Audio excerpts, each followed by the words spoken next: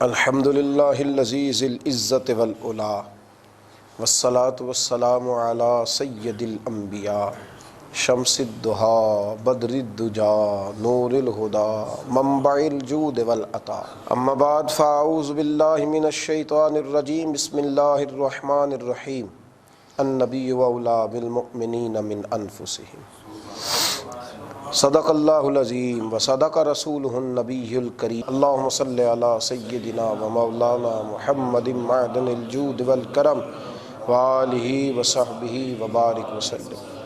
حمد و صلوات کے بعد کچھ چیزوں کے بغیر زندگی میں گزارا ہو سکتا ہے، کچھ چیزوں کے بغیر گزارا نہیں ہو سکتا۔ انسان کا ایک ہاتھ کٹ جائے تو کچھ نہ کچھ نظام زندگی چلتا ہے، ایک پیر کٹ جائے تو کچھ نہ کچھ نظام زندگی چلتا ہے، لیکن اگر اس کا دل نکال لیا جائے تو نظام زندگی رک جاتا ہے۔ انسان کے وجود سے کچھ چیزوں کا نکل جانا اس کے وجود کو سلامت رکھتا ہے، لیکن روح نکل جائے تو وجود کا سلامت رہنا ممکن نہیں رہتا۔ دین میں کچھ کام ایسے ہیں کہ جو اگر رہ جائیں تو گزارا ہو جاتا ہے، لیکن کچھ کام اصل دین ہے، روح دین ہے، ان کے بغیر گزارا ہو نہیں سکتا۔ مومن کی زندگی آگے چل نہیں سکتی۔ ان کاموں کی بنیاد اور ان کی اصل اور ان کی روح میرے محبوب علیہ السلام کی محبت ہے۔ حضور کی محبت کے بغیر دین چل نہیں سکتا۔ نماز ہو، روزہ ہو، حج ہو، زکوٰۃ ہو، سارا کچھ ہو، لیکن محبت مصطفیٰ صلی اللہ علیہ وسلم نہ ہو تو نظام چلتا نہیں۔ اس لیے کہ حضور روح ہیں، حضور اصل کائنات ہیں، حضور جان کائنات ہے، حضور مقصد کائنات ہے، حضور منبع کائنات ہے، حضور وجود کائنات ہے۔ نبی کریم علیہ السلام کے بغیر ممکن نہیں۔ دین پر کچھ لوگ عمل کرتے ہیں، لیکن جب وہ خشکی کے ساتھ عمل کرتے ہیں تو پھر چل نہیں پاتے۔ حضور علیہ السلام سے محبت ہو جائے تو دین پڑھنا بھی آسان، دین پر چلنا بھی آسان۔ درود و سلام کے لیے تسبیح ہاتھ میں آتی ہے تو پھر ساری رات بیت جاتی ہے اور درود و سلام جاری رہتا ہے۔ شرط یہ ہے کہ حضور سے پیار ہو جائے۔ شرط یہ ہے، میں اکثر کہا کرتا ہوں کہ نہیں اٹھ سکتی بیٹی رات کو جلدی، اس کی عمر بے شک 18 سال ہے، نہیں اٹھ پاتی، اماں اور ابا کی آواز پر نہیں اٹھتی، لیکن اگر اس کا نکاح ہو جائے اور اللہ اسے چاند سا بیٹا دے تو پھر اس کی سائیڈ چینج کرنے پر بھی اٹھتی ہے، چونکہ اسے اس سے محبت ہو گئی ہے، چونکہ اسے اس سے پیار ہو گیا ہے۔ نہیں سوچتا یہ کہتا ہے ابا جی سے کہ آپ کا کام چلے نہ چلے پر میں 18 سال کا ہوں، میں نے کپڑے نئے پہننے، مجھے تو پیسے چاہیے، کام نہیں چلتا۔ لیکن جب اس کا اپنا بیٹا ہوتا ہے نا تو پھر اپنی بیوی کو کہتا ہے کہ میں پرانے پہن لوں گا، بچوں کے نئے لے آ۔ اب محبت ہو گئی ہے نا، محبت مزہ دیتی ہے۔ قرآن مجید نے کہا النبی اولی بالمؤمنین من انفسہم، مومنوں اگر زندگی شاندار گزارنا چاہتے ہو تو پھر سنو، یہ جو میں نے تمہیں نبی کریم علیہ السلام دیے ہیں یہ تمہاری جانوں سے بھی زیادہ تمہارے مالک، اور اولا بمعنی اقرب کا بھی کیا گیا کہ تمہاری جانوں سے بھی زیادہ تمہارے قریب ہے۔ ایک شاعر نے ایک جملہ کہا تھا، وہ بڑا شاندار تھا، اس نے کہا تھا اساسہ قلب و جاں وہی ہے، وہ میرے اندر کی روشنی ہے، میرا تو سب کچھ میرا نبی ہے، میرا تو سب کچھ میرا نبی ہے، میرا تو سب کچھ میرا نبی ہے۔ نہ مجھ سے بار عمل اٹھے گا، نہ عضو ہی کوئی ساتھ دے گا، اگر کہے گا تو روز محشر خدا سے میرا نبی کہے گا۔ سیاہیاں داغ صاف کر دے، اسے میرے مولا معاف کر دے، یہ میرا عاشق ہے قادری ہے، کیونکہ میرا تو سب کچھ میرا نبی ہے۔ نبی کریم علیہ السلام نے فرمایا لا یؤمن احدکم حتی اکون احب الیہ من والدہ وولدہ والناس اجمعین۔ فرمایا تم اس وقت تک مومنوں زندگی کا سراغ ہی نہیں پا سکتے جب تک ماں باپ، اولاد اور ہر چیز سے بڑھ کر اپنے نبی سے محبت نہیں کرو۔ حضور کا پیار آپ کو زندہ کر دے گا، آپ کو کھڑا کر دے گا، آپ کو روشنی دے گا۔ نبی پاک کی محبت منزل ہے، حضور کے لیے رونا حسن ہے، نبی پاک کے مدینے جانے کی تڑپ ایمان ہے، محبوب کی غلامی یہ زندگی کا وہ معیار ہے جو انسان کو گرنے نہیں دیتا۔ رسول اللہ صلی اللہ تعالیٰ علیہ وسلم کا پیار اور سارا کچھ حضور کو جاننا، یہ مومن کی حضرت ابو خزیمہ رضی اللہ تعالیٰ عنہ نے ایک مسئلہ حل کر دیا، ابو داؤد شریف میں موجود ہے۔ نبی پاک صلی اللہ علیہ وسلم نے یہودی سے گھوڑا خریدا، حضور نے جب اس کے ساتھ سودا طے کیا تو اللہ کے حبیب تھے یا وہ یہودی تھا؟ نبی کریم علیہ السلام نے فرمایا تو رک، میں گھر سے پیسے لے کر کے آتا ہوں۔ حضور پیسے لینے کے لیے گئے، واپس لوٹے تو یہودیوں نے کہا تو نے سستا بیچ دیا ہے۔ مکر جا کے میں نے بیچا ہی نہیں۔ حضور علیہ السلام تشریف لائے، جب کہا گھوڑا دو تو اس نے کہا میں نے بیچا ہی نہیں۔ بات میں جب تھوڑی وسعت ہوئی، لوگ جمع ہو گئے، یہودی بھی، مسلم بھی، عیسائی بھی، جو گفتگو ہوتی ہے چوک میں تو لوگ جمع ہو جاتے ہیں، لوگ آ گئے۔ حضرت ابو خزیمہ رضی اللہ تعالیٰ عنہ بھی پہنچ گئے۔ وہ یہودی کہنے لگا جی آپ ایک بندہ بطور گواہ پیش کر دیں، مکر گیا نا، اب ایک بطور گواہ پیش کر دیں تو گھوڑا آپ کو دے دیتا ہوں۔ اب وہاں تھا ہی کوئی نہیں، گواہی کون دے؟ جب حضور نے کہا نا کوئی ایک گواہ، اس نے کہا کوئی ایک پیش کریں۔ حضرت ابو خزیمہ پیچھے کھڑے تھے، دونوں ہاتھ کھڑے کر کے عرض کرنے لگے حضور میں دیتا ہوں گواہی، ہاں میں دیتا ہوں گواہی کہ آپ نے گھوڑا خریدا ہے، اس نے بیچا ہے۔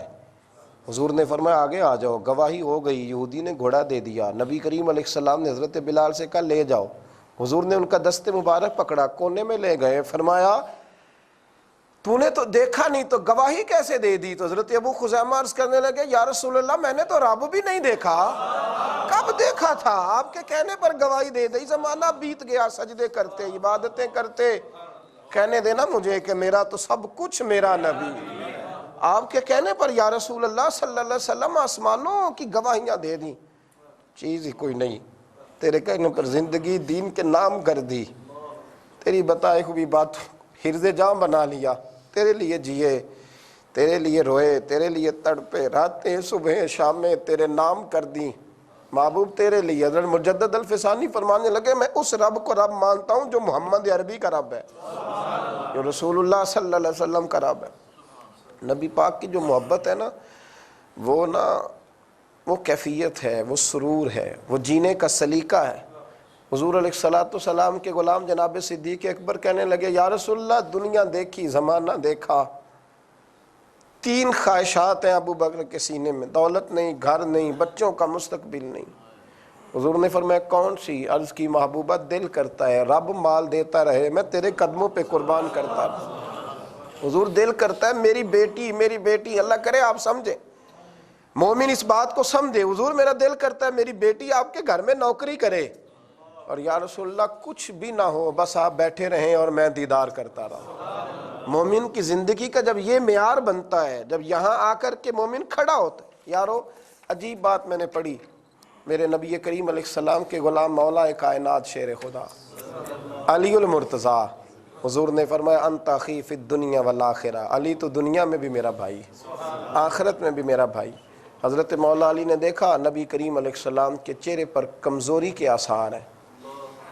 حضرت بلال سے کہنے لگے کیا معمہ ہے، کیا ماجرا ہے؟ جناب بلال کہنے لگے کئی دنوں سے کھایا کچھ نہیں نبی کریم۔ حضرت مولا علی شیر خدا ایک باغ میں پہنچ، باغ کے مالک سے کہا مزدوری مل جائے گی بچوں کے لیے، بینک بیلنس کے لیے؟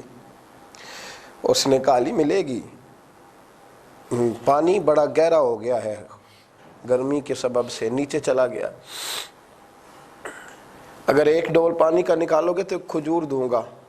حضرت شیر خدا نے ظہر سے عصر تک مزدوری کی، ہاتھوں پہ چھالے پڑ گئے، چند کھجوریں لا کے نا مزدوری میں تو یوں رکھ کے نا تو پیش کی، حضور میں یہ کھجوریں لایا۔ نبی کریم نے غور سے دیکھا کہ علی کس کام نے تجھے مجبور کیا یہ کرنے پر؟ کس کام میں؟ کیا جملہ ہے، کیا انداز ہے؟ مطلب آپ دیکھیں نا کوئی بچہ کوئی کام کر کے آیا تو اسے پوچھا جاتا کیا مجبوری تھی؟ تو نبی کریم علیہ السلام نے فرمایا علی کیا مجبوری تھی کسی کے باغ میں مزدوری کرنے کی؟ کیا مجبوری تھی؟ ہاتھوں پہ چھالے پڑ گئے، مجبوری کیا تھی؟ تو شیر خدا رو پڑے، کہنے لگے محبوبہ محبت کی مجبوری تھی۔ کدھر جائیں، یہ محبت ہے نا، یہ نہیں جینے دیتی، یہ دائیں بائیں نہیں نکلنے دیتی، اس کا اپنا ایک معیار ہے، اس کا اپنا ایک مزاج ہے، اس کی اپنی ایک طبیعت ہے، یہ نہیں آگے۔ حضور محبت کی مجبوری تھی، جب آپ کو دیکھا کہ آپ نے کھانا نہیں کھایا تو میں مجبور ہو گیا تھا، میں مزدوری کر کے لایا ہوں۔ میرے رسول پاک علیہ السلام کے غلاموں، مومن کی زندگی بنتی تب ہے جب وہ مصطفیٰ کریم سے پیار کرتا ہے، جب یہ جذبہ جب بیدار ہوتا ہے تو پھر بڑے بڑے کٹھن سفر چھوٹے محسوس ہوتے ہیں، پھر بڑے بڑے مشکل رستے آسان دکھائی دیتے ہیں، اور یہ جذبہ اتنا تیز ہوا صحابہ میں۔ حضرت فاطمہ بنت قیس رضی اللہ تعالیٰ عنہ بیوہ ہو گئیں، حضور کی غلام ہیں، کنیزہ ہیں، بیوہ ہو گئی ہیں۔ کتنا انسان سوچتا ہے اپنے مستقبل کے بارے میں، بیوہ ہو گئے، رشتے آنے لگے۔ ایک رشتہ حضرت عبد الرحمن ابن عوف جیسے مالدار کا آیا، ایک حضرت اسامہ بن زید جیسے غریب کا آیا۔ حضرت فاطمہ بنت قیس کے والدین نے کہا کہ عبد الرحمن ابن عوف سب سے امیر ہے، وہاں نکاح کر دیا جائے، بیٹی کا مستقبل محفوظ ہوگا۔ اسامہ بن زید غریب ہیں۔ جناب فاطمہ بنت قیس صحابیاں تھیں، کسی نے ان سے کہا کہ رشتے دو ہیں، بتاؤ کیا کرنا ہے؟ کہنے لگی کچھ چپکے سے پتہ کرو میرے نبی کی رضا کیا ہے، پتہ کرو نا ان کی رضا کیا ہے، وہ کیا چاہتا ہے، ان سے تو کوئی پوچھے۔ کسی نے آ کے خبر دی کہ حضور علیہ السلام فرماتے ہیں اختیار اس کا اپنا ہے، پر لگتا ہے کہ نبی پاک کی توجہ اسامہ بن زید کی طرف ہے۔ فاطمہ روٹی تھوڑی ملے گی، گھر کچا ملے گا، اور ہو سکتا ہے کہیں فاقہ بھی ہو، کرنا کیا ہے؟ تو جناب فاطمہ بنت قیس کہنے لگی روٹی، کپڑا، مکان، گھر، بنگلہ اس کی تو ضرورت ہی نہیں، ضرورت تو یہ ہے کہ مدینے کا چاند راضی ہے کہ نہیں، اس کی تو ضرورت ہی نہیں، اس لیے کہ وہ میرے اندر کی روشنی ہے، میرا تو سب کچھ میرا نبی ہے، اساسائے قلب و جاں وہی ہے، میرا تو سب کچھ میرا نبی۔ بس اعلیٰ حضرت فاضل بریلوی رحمۃ اللہ علیہ کا کیا جملہ ہے، کہنے لگے جان ہے عشق مصطفیٰ، روز فضو کرے خدا، اور یارو جس کو ہو درد کا مزہ، وہ ناز دوا اٹھائے کیوں، پھر کے گلی گلی تباہ، ٹھوکرے سب کی کھائے کیوں، اور دل کو جو عقل دے خدا، تیری گلی سے جائے کیوں۔ ابا اور اماں کے پاس بیٹھ کے بیٹی مشورہ دیتی ہے، کہتی ہے ابا جی فکر میری نہ کرنا، اماں فکر نہ کرنا کہ بیٹی غلام کے گھر جائے گی تو گزارا کیسے کرے گی، مجھے مدینے والے کے حوالے کر دیں، اللہ رسول مجھے ضائع نہیں کریں گے۔ یارو رسول اللہ کی، لیکن نا یہ وہی اسامہ بن زید تھے، چونکہ حضور کے پیارے تھے، چونکہ پیارے تھے۔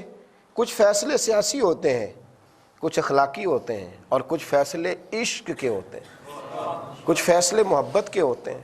جب بہت زیادہ مال آیا تو حضرت عبداللہ ابن عمر جناب عمر کے صاحبزادے تھے، حضرت عمر امیر المومنین تھے، اپنے بیٹے کو 25,000 دینار دیے، اسامہ بن زید کو 50,000 دیے۔ عبداللہ ابن عمر نے گھر جا کے اماں سے شکایت کی کہ ابا جی ویسے تو عدل کی بات کرتے ہیں، میری تو خدمات بڑی ہیں، اسامہ بن زید تو چھوٹے تھے، اور میں تو بدر سے جہاد کرتا آ رہا ہوں، اور مجھے 25 دیے اور اسامہ بن زید کو 50 دیے، حضور کے غلام زادے کو، زید بن حارثہ غلام تھے ان کے بیٹے کو۔ حضرت عمر تک بات پہنچی تو بلایا، بیٹے کو سامنے بٹھایا تو عدل و انصاف کا بادشاہ اور فیصلے کی قوت رکھنے والا شخص بھی رو پڑا، کہنے لگے پتر پتہ مجھے ہے، خبر مجھے ہے کہ خدمتیں تیری زیادہ ہیں، پر اسامہ بن زید نے مصطفیٰ کی نوکری بڑی کی ہے، اسامہ ان کے گھر رہتے تھے، حضور پیار کرتے تھے، بیٹے میں نے نا انہیں جو دیا ہے تو وہ خدمت دیکھ کر نہیں، مصطفیٰ کی نسبت دیکھ کر، حضور کی نسبت دیکھ کر۔ یہ جو انداز ہے نا بھائی، یہ جو طریقہ ہے، یہ جو انداز ہے، یہ صحابہ میں اس طرح تھا کہ جیسے وہ اس سے غذا لیتے تھے، جیسے یہ ان کی زندگی چلانے کے لیے ان کے پاس ایندھن تھا، اسی محبت کے بل بوتے پر جیتے تھے۔ حضرت حارثہ بن نعمان جب حضور نکاح کرتے نا ایک مکان پیش کرتے، ایک کمرہ، جب نکاح کرتے کمرہ۔ اللہ کے رسول علیہ السلام نے سیدہ فاطمہ الزہرا کا نکاح کیا، جناب فاطمہ الزہرا تھوڑی سی دور تشریف لے گئیں، پہلے حضور دن 2 مرتبہ سیدہ فاطمہ سے ملتے تھے، اب ذرا دور چلی گئیں تو دن میں 1 مرتبہ ہو گیا۔ ایک دن ذرا دیر سے گئے تو سیدہ رو پڑی، حضور جلدی آ جایا کریں، میں کوئی کام ہی نہیں کر پائی۔ تو محبوب نے فرمایا کہ حارثہ نے پہلے میری بڑی نوکری کی ہے، مکان تو اس کا ہے پر میرا دل نہیں کرتا اب اسے کہوں۔ بات حضرت حارثہ بن نعمان تک پہنچی، آ کے نا دروازے پہ کھڑے ہو گئے، بولتے کچھ نہیں، روئے جاتے ہیں، بولتے روتے جاتے ہیں۔ حضور نے فرمایا کیوں روتا ہے؟ عرض کی حضور مجھ سے بڑا بھی کوئی خوش قسمت ہوگا جس کے مکان میں سیدہ فاطمہ رہے، اور کہا یا رسول اللہ آپ ہماری جانوں کے بھی مالک ہیں، مالوں کے بھی مالک ہیں، حضور مہربانی فرم۔ یار یہ محبت عجیب کام کراتی ہے۔ عجیب کام، حضرت طلحہ بن برا ایک نوجوان تھے، 14-15 سال عمر مبارک تھی، اکثر حضور کے پاس آتے۔ آپ کو ایک بات بتاؤں، اگر حج کرنے کا جوانی میں مزہ ہے نا، روٹی کھانے کا جوانی میں مزہ ہے، اگر اچھے کپڑے پہننے کا جوانی میں مزہ ہے، تو رسول اللہ کی غلامی کا بھی جوانی میں مزہ ہے، حضور کے لیے رونے کا بھی جوانی میں مزہ ہے، مدینے کے پھیروں کا بھی جوانی میں مزہ ہے۔ اسی عمر میں اگر حضور سے پیار ہو جائے تو پھر لذت دوبالا ہو جاتی ہے۔ میرے نبی کریم علیہ السلام سے پیار کرتے حضرت طلحہ بن برا۔ ایک دن حضور نے فرمایا مجھ سے کتنی محبت کرتے ہو؟ عرض کی حضور مجھے بتانے کی ضرورت نہیں۔ فرمایا جاؤ پھر اپنے باپ کی گردن اتار کے لاؤ۔ دوڑے، حضرت مولا علی کے گلے میں تلوار لٹک رہی تھی، تلوار پکڑ کے دوڑے تو حضور نے فرمایا انہیں بلاؤ ورنہ گردن اتار لائیں گے۔ کیا شخص تھا، کیا انداز تھا، چھوٹی عمر میں بیمار ہو گئے۔ حضور دن میں 2 مرتبہ تیمارداری کرنے جاتے، تو پیار سچا کر، بڑا کچھ نوازتے، دن میں 2 مرتبہ جاتے۔ ایک دن حضور گئے تو ان کے والد کے کان میں کہا کچھ، تو والد رونے لگے۔ حضور علیہ السلام واپس تشریف لائے تو حضرت طلحہ بن برا کہنے لگے ابا جی حضور کیا فرما گئے؟ کہا بیٹا میں نہیں بتاؤں گا۔ کہ نہیں آپ کو بڑا ضروری ہے بتانا۔ قسم دی تو واسطہ دیا تو بتایا۔ کہ حضور نے فرمایا شاید رات کو انتقال کر جائے، مجھے خبر دینا، میں خود جنازہ پڑھاؤں گا۔ تو حضرت طلحہ رو پڑے، کہنے لگے ابا جی آپ نے نبی کریم کو نہیں بتانا، حالانکہ حضور سارا کچھ جان۔ بیٹے کیوں؟ دیکھو محبت کیسے کیسے رنگ بیان کرتی۔ حضرت طلحہ بن برا کہنے لگے اس لیے کہ رات اندھیری ہے، ٹھنڈ کا موسم ہے، جن گلیوں سے حضور کو گزر کے آنا وہاں یہودی زیادہ رہتے ہیں، ایسا نہ ہو حضور میرے جنازے کے لیے آئیں اور کوئی میرے نبی پاک کو تکلیف دے دے، مجھے نہ بس دفن کر دینا۔ رات کو دفن کیا، صبح حضور آئے، فرمایا بتایا کیوں نہیں؟ عرض کی حضور وہ وصیت کر گئے تھے۔ حضور نے عاشق کو جزا دی، اللہ کے محبوب نے فرمایا چلو پھر میں اس کی قبر پہ چلتا ہوں۔ خود نبی کریم قبر پہ، قبر میری تے میرے اپیرا جے کر پاویں پھیرا، قبر دے وچوں ہڈیاں اٹھ کے مجرا کر سن تیرا۔ حضور قبر پہ کھڑے ہوئے تو دعا بھی نرالی مانگی، عرض کی اللہ جب میرا طلحہ تیری بارگاہ میں آئے نا تو اس سے اس طرح ملاقات کرنا کہ تو اس سے مل کے مسکرائے جو تیری شان کے لائق ہے اور یہ تجھ سے مل کے مسکرائے، اس سے ذرا مسکرا کے ملنا، جان ہے عشق مصطفیٰ۔ روز وضو کرے خدا جس کو ہو درد کا مزہ، وہ نازے دوا اٹھائے کیوں پھر کے گلی گلی تباہ، ٹھوکریں سب کی کھائے کیوں دل کو جو عقل دے خدا، تیری گلی سے جائے کی اب تو نہ روک اے غنی، عادت سگ بگڑ گئی، اب تو نہ روک اے غنی، اب عادت سگ بگڑ گئی، پہلے ہی دن میرے کریم لقمہ تر کھلائے کیوں۔ اللہ حضور کی غلامی میں زندہ رکھے اور غلامی میں موت عطا کرے۔ آخر دعوانا